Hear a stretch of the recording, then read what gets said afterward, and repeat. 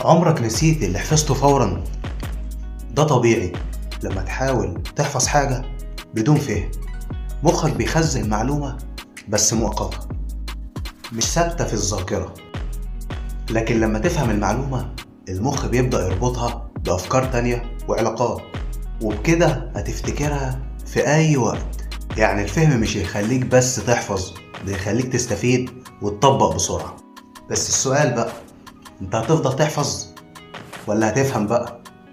ولو عايز نصايح أكتر للفهم السريع، اكتب لي في التعليقات. كمل.